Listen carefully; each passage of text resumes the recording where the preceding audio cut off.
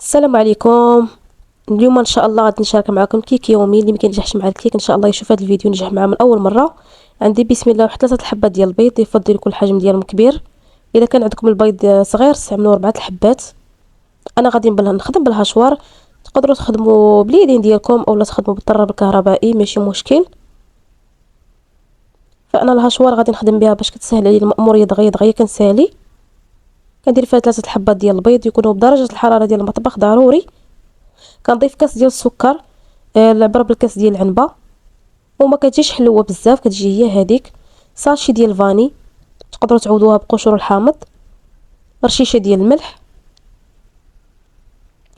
كنخلط هاد المكونات مزيان مزيان بالهشوار حتى كيبيض ليا الشكل ديالهم على هاد الشكل هذا.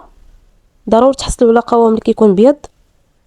كنضيف بسم الله كاس الا ربع ديال الزيت النباتيه. عندي واحد ياغورت ديال البنان، تقدروا تستعملوا الياغورت ديال الفاني بحال انا كيعجبني ديال البنان، داكشي علاش ضفتو. في 110 غرام غادي نخلط الكل. صافي الخليط ديالي بعد ما تخلط ليا هذا هو الشكل ديالو. ضروري تحصلوا على قوام على هذا الشكل. انا غادي نديرو في بانيو باش كنخدم.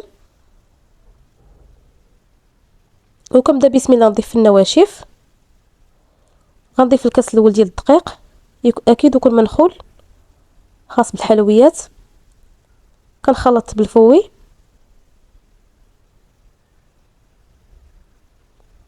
حتى كيختفي الدقيق.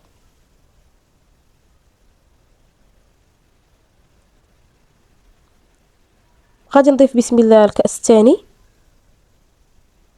المهم الدقيق ضيفو وعات حتى كتحصلوا على القوام المطلوب. غادي نضيف نصف كاس. غادي نخلط.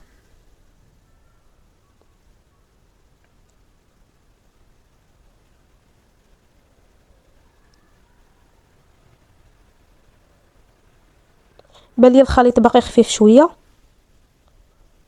فغادي نزيد شويه ديال الدقيق، تقريبا واحد المعلقه كبيره.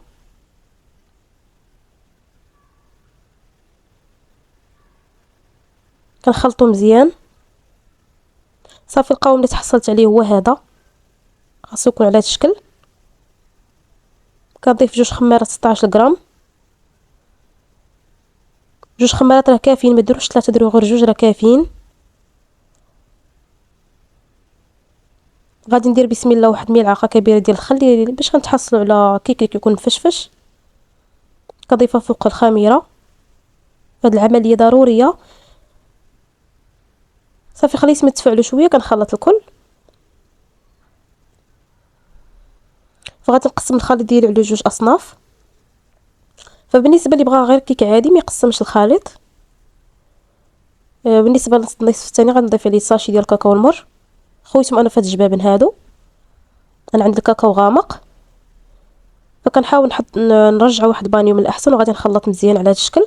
بان لي الخليط باقي ثقيل، غادي نضيف غير واحد المعلقه ديال الماء باش كيتقادر القوام ديال الخليط الابيض مع الخليط الاسود. وكنخلط مزيان.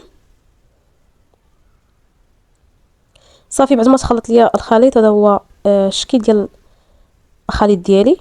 خديت القالب ديال الكيك، دهنا بالزبده ورشاه بالدقيق، دايره في المجمد. انا عندي فيه 22 سنتيم. فكنبدا بسم الله كناخذ ملعقه. فكندير كميه من الخليط الاسود على هذا الشكل هذا.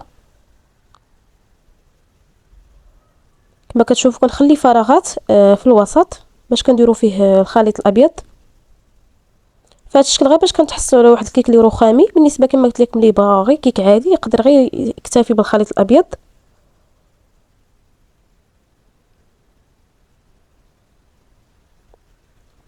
فغادي نبقى مستمره.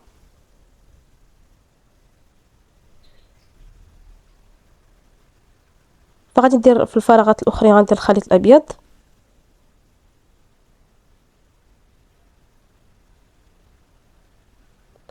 فملي غادي نسالي كنحاول ندير الخليط الاسود فوق الخليط الابيض، وهكذا غنبقاو مستمرين. غادي نبقاو نخلفوا الخليط. غندير دابا فوق الخليط الابيض.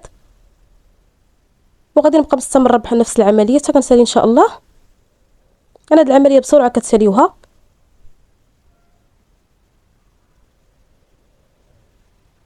فانا ما بغيتش نطول عليكم بزاف، داكشي علاش دغيا قطعت التصوير حتى ساليت. فكندير دابا نعمر الخليط الابيض بالخليط الاسود. صافي بعد ما ساليت بقى لي شويه ديال الخليط،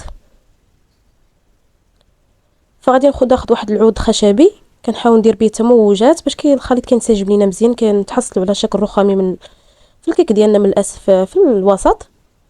صافي غادي ندخلها الفران بارد على 160 درجه حتى 170 درجه.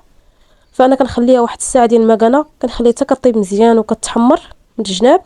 صافي كنطلع عليها من الدجاجه كتبان ليا تحمرات من الفوق وكنخرجها من الفرن.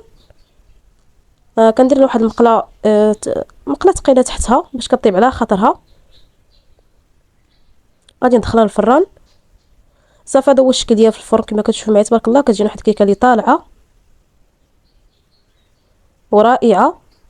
بالنسبه اللي بغى كيك يكون كبير يستعمل مول كبير ويضاعف المقادير. صافي الكيكه ديالي هي هذه، غادي نختبرها معكم بواحد العود خشبي. صافي تيكون الشكل ديالها هو هذا كتكون طابت لينا. صافي غادي نخليها تبرد وغادي نحاول نحيدها من هذا المول. كنحاول نحيد ليها الجوانب كنتاكد بلي ما لاصقينش بهذا العود اللي عندي نيت. صافي غادي نحيدها من القالب، غنديرها في واحد الطبيصيل.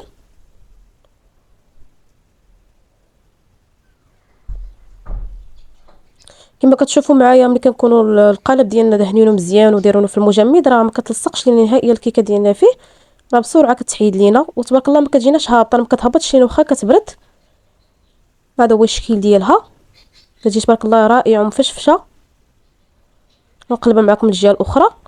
فكيكون هذا هو الشكل ديال الكيكه ديالنا. كتجي واحد الكيكه اللي هشه وخفيفه وبمقادير اللي بسيطه موجوده في كل بيت. ان شاء الله تجربوها غادي تعجبكم بزاف بزاف وكتجي لذيذه. وبالنسبه للناس اللي ما كتنجحش معاهم الكيكه كتجي مهبطه في الفران، راه غير تبعوا المقادير وكيفيه التحضير غادي تنجح معكم ان شاء الله. من اول مره غادي تعتمدوها. غادي نقسم معكم واحد الطريف باش كتشوفوا الشكل ديالها كي تيجي من الداخل.